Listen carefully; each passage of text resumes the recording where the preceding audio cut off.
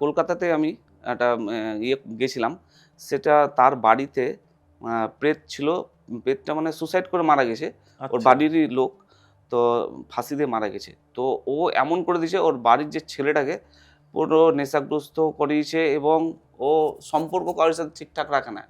পরিবারটা পুরো নষ্ট করে এবং ছেলেটাকে পুরো ওই আ পাগলাগারদে পাঠিয়ে দিয়েছে।